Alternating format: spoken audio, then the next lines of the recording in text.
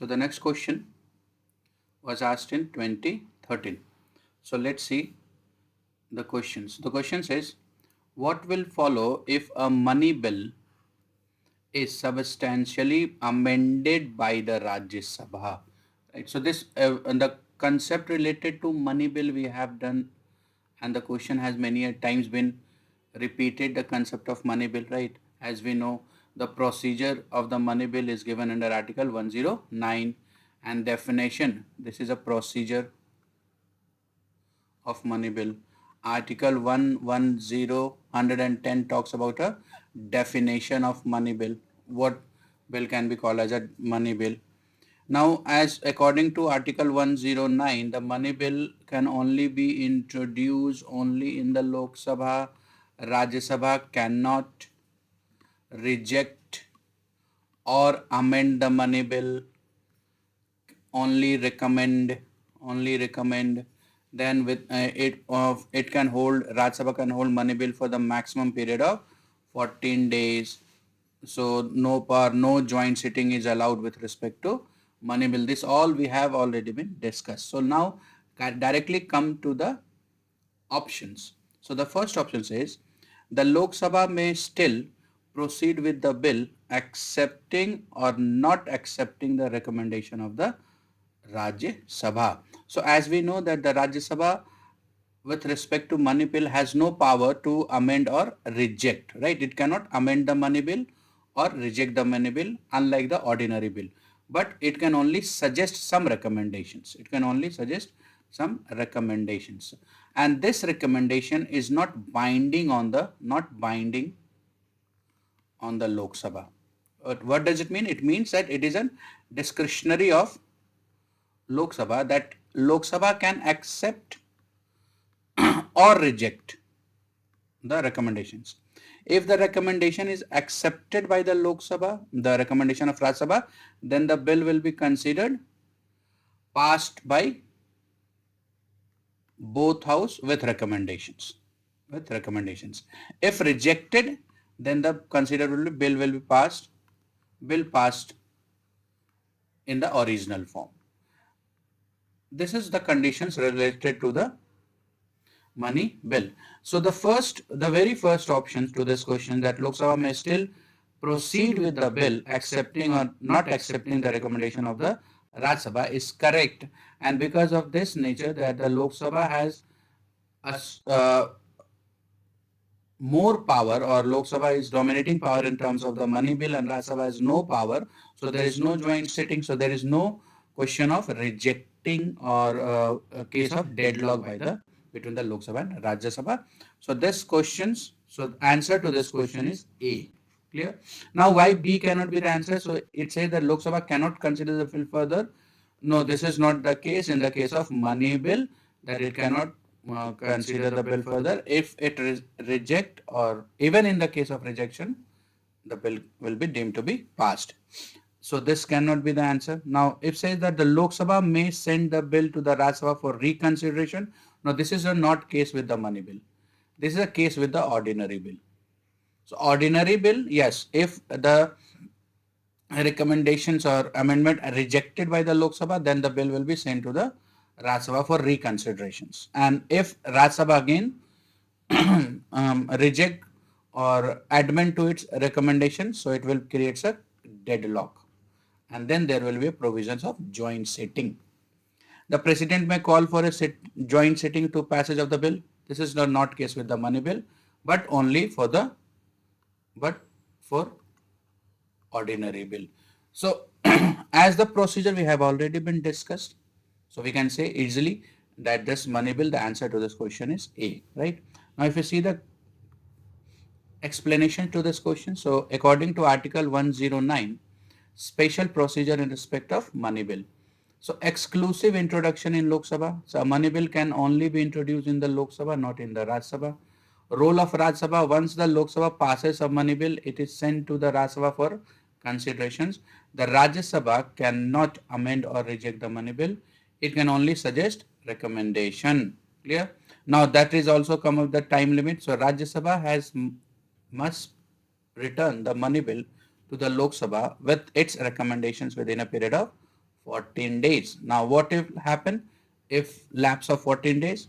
So, if the Rajya Sabha fails to return the bill within this period, that is a period of 14 days, the bill is considered passed by both house in the form it was originally passed by the Lok Sabha. So, if the time lapse, that also not will be amount to joint sitting, with unlike the ordinary bill.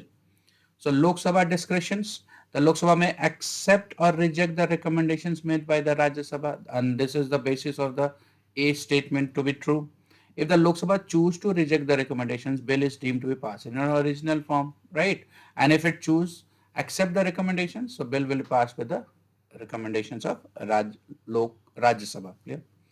Certification by Speaker. The Speaker of the Lok Sabha has the authority to certify a bill as a money bill. This certification is final and cannot be challenged in a court. So the concept related to money bill has already been discussed many a times, and the repetitions of the concept and definitions of money bill in the UPSC questions, the UPSC has many times been asked. Clear? So let's move to the next questions. Now the next question was asked in 2013. So it says that the parliament can make any law for whole or any part of India for implementing the international treaties. So as we know that India being a federal nation and being a whole as a nation, so it's units, that is the states, are not allowed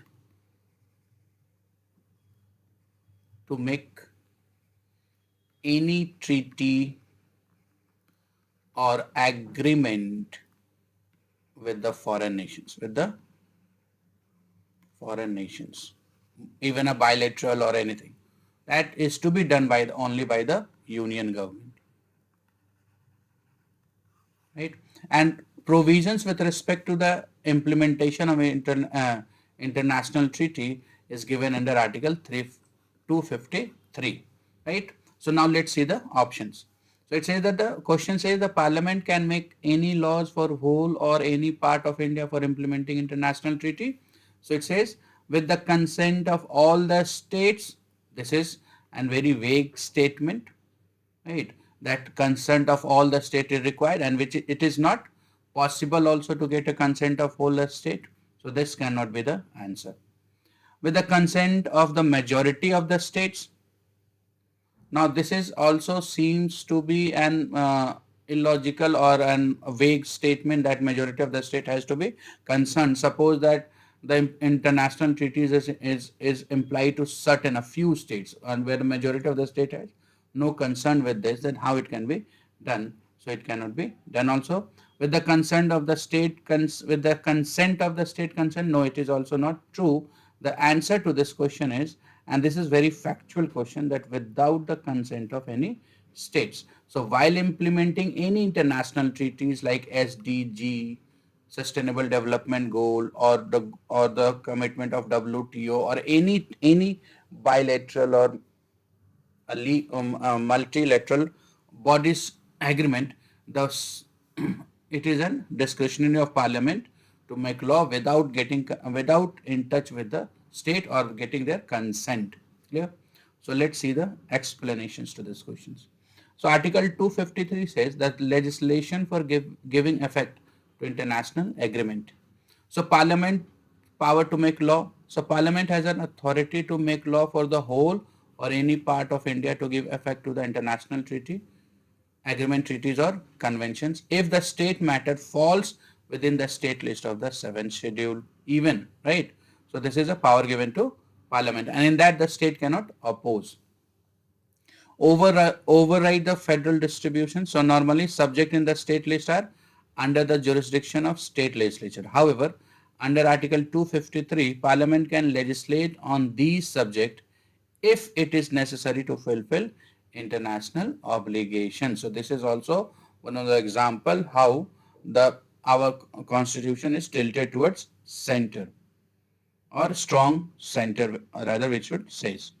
So implementation of international organizations. This article ensures that India can honor its commitment under the treaties, agreements or conventions signed with the other countries or international organization. So we can infer from the 253, the Parliament has the exclusive authority to legislate for implementing international treaties, and no consent from the state is required for this treaty. Clear? To implement the international treaties or conventions or agreement. Okay? Let's move to the next question.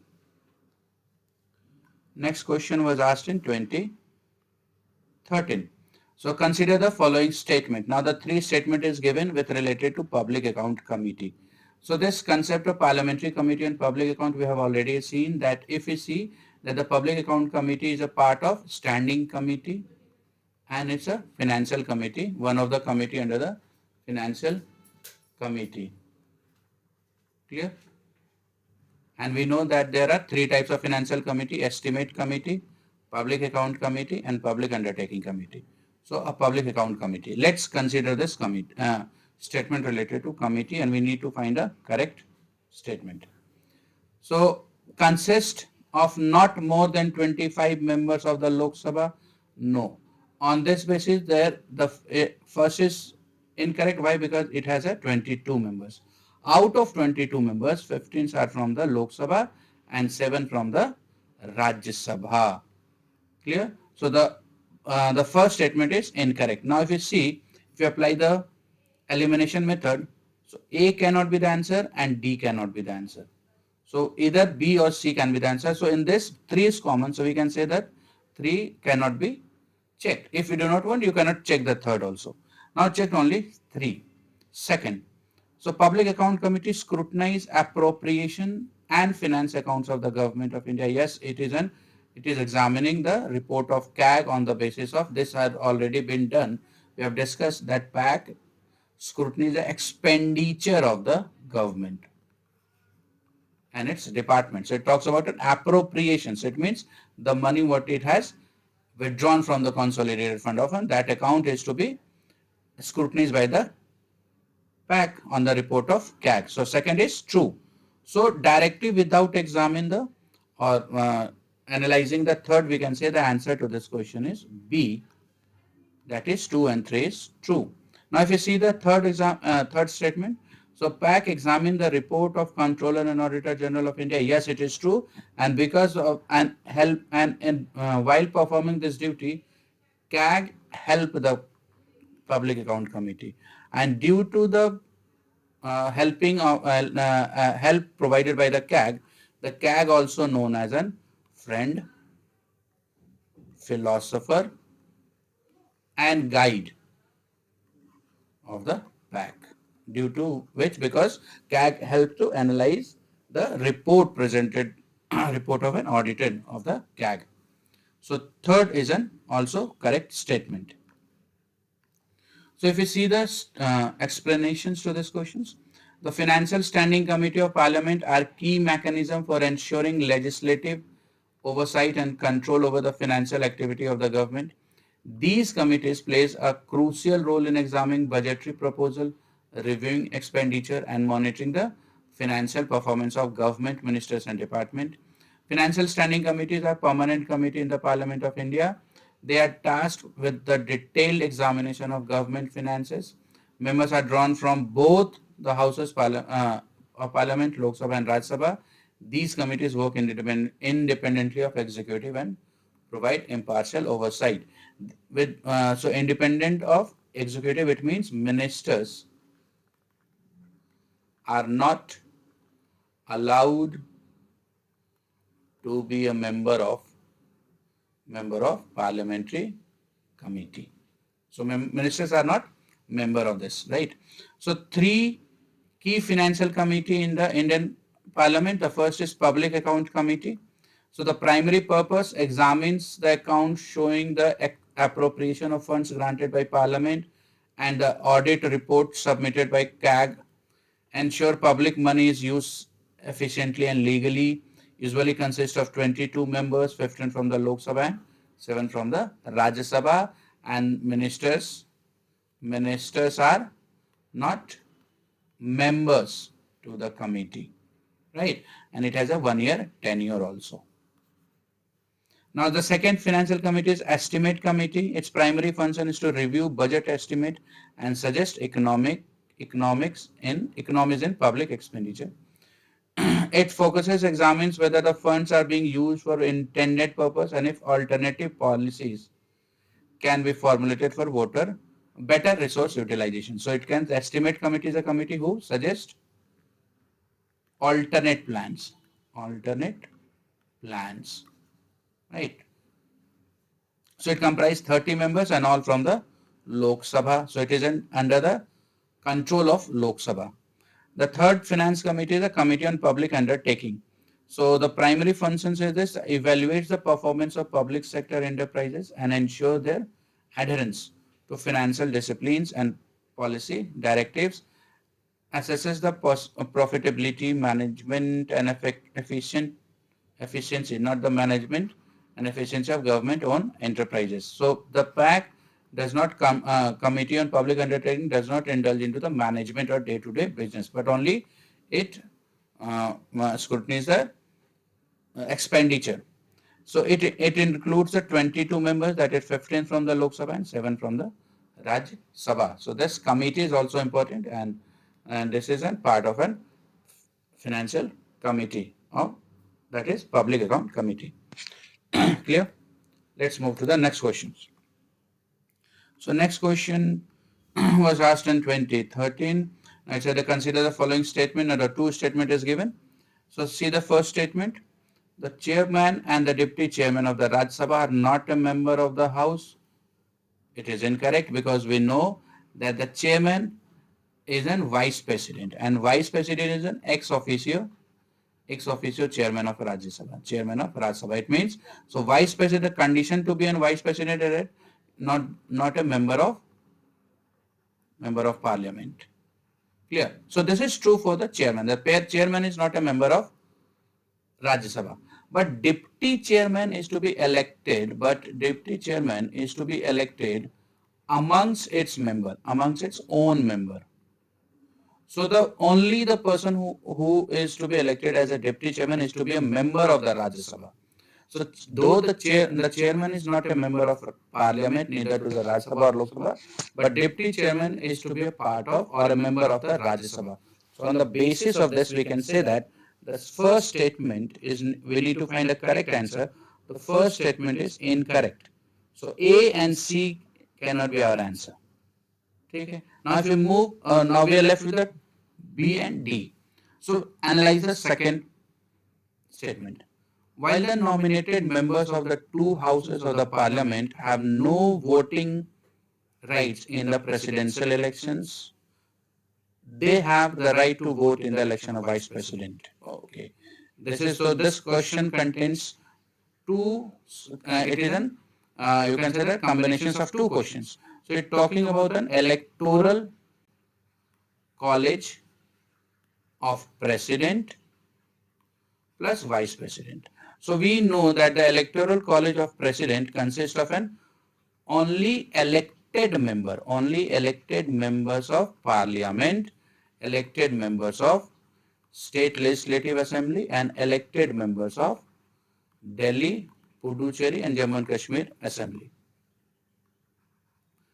So these can only participate. So it says that the nominated members of the two house parliament have no right. Yes. So nominated members will not participate. So first half of the question is true. Now if you see the second half, so who consists the electoral college? So electoral college, all the members means elected plus nominated of the parliament. So the second half of the question says they have the right to vote.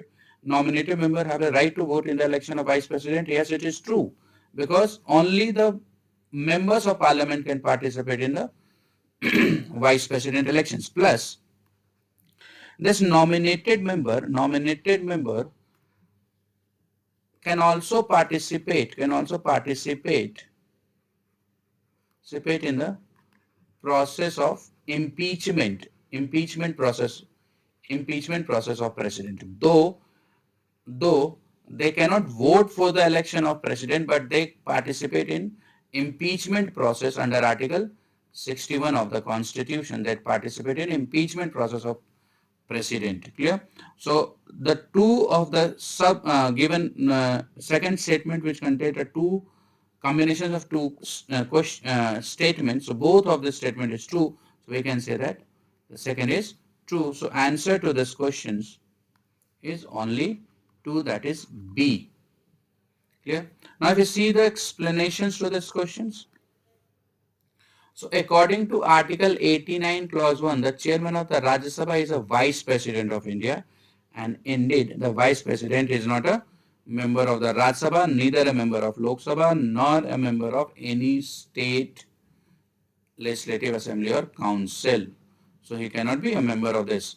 So on the basis of this, because of the chairman said it is not members, it is true. But according to Article 89 Clause 2, which says that Deputy Chairman of Rajya Sabha is elected from among the member of the Rajya Sabha, and therefore he or she must be a member of Rajya Sabha. So because of the second, it is incorrect. So explanation to second statement. According to Article 66 Clause 1, the Vice President shall be elected by the members of Electoral College consisting of members of the both House of Parliament, that is member of Assembly in a joint sitting, right? So voting will be in the joint sitting, and members means elected plus nominated in accordance with single system of proportional representations by the means of single transfer or vote, and voting of such shall be in the secret ballot elections. And we have seen that though not nominated members not are allowed to vote in president elections. So the second statement is true. The answer to this question is B. Clear? Let's move to the next questions. Next question was asked in 2012. So the question says, in the Parliament of India, the purpose of adjournment motion is. So we need to find the adjournment motion. So this we have also discussed about the concept of adjournment motion, that this adjournment motion is a kind of warning to the government, warning to the government. So it is only used in by the Lok Sabha plus right, and it is under budget of urgent public matter. So to include the adjournment motions, the proceeding of the House shall be stopped immediately, and adjournment motion taken into the considerations. So let's see the uh, options related to adjournment motions. To allow a discussion on a definite matter of urgent public importance, okay, seems true. To let opposition members collect information from the minister, no, this is not true. Members are, this is some kind of question hour of, we can say that question hours that informations can be getting from the members. To allow a reduction of specific amount in a demand of grant, no, this is also not related to adjournment motion, rather it is related to cut motion which has been used in the budget. So B and C cannot be the answer. A seems. So now see the D, to postpone the proceeding to check the inappropriate or violent behavior of the part of some members. So this is also not the true, though that the postponement of the proceeding can be done, but to introduce an on the public matter for the adjournment motions. So we can say on the given options. So A is seems to be an appropriate options to the related to adjournment motions. So now if you see the motion, so it says that in this I have tried to discuss all the types of motions in the major motions that has been used in the parliament. So adjournment motions, it is introduced in the Lok Sabha. Yes, why? Because it is seems to be giving warning to government, and we know that the government are responsible to Lok Sabha. So it is a tool used by the Lok Sabha to draw the attention of the House to a definite matter, urgent public importance. So because of this, the first is true. It involves an element of censure against the government. It can be moved only in the Lok Sabha. And if the adjournment motion is passed, so it warns the government that if this point of time, if oppositions come up with the no confidence motion, then the government would not survive. Would not survive. So this is a kind of threat to the government. The passage of adjournment motion is a threat or warning to the government. Clear? Now next is motion of thanks. So we know that the president address both houses of parliament on the two occasions. First, the every first sitting of financial year and every first sitting after general elections. So this is the two time when the president address the house, and after address of the house, that is put to vote, and that voting on the address of president is known as a motion of thanks. So the first session after each general elections and first session of every fiscal year is addressed by the president. This address of the president is discussed in both houses of parliament on a motion called motion of thanks. This motion must be passed in house if it is failed. Otherwise, it amounts to defeat of the government. So if motion of thanks fails, then government has to resign from their office. Resign from house. Clear? Next is censure motion.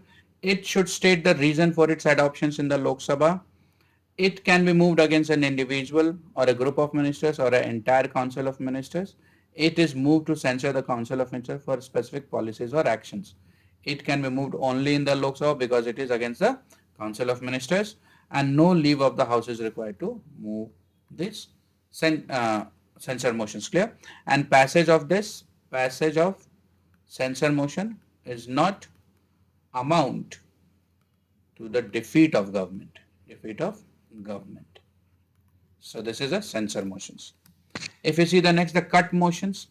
So a cut motion is special power vested in the members of Lok Sabha to oppose a demand being discussed for specific allocations by the government in finance bill as a part of demand for grants. So as we know that we have seen the budget, so budget passes through 6 stage.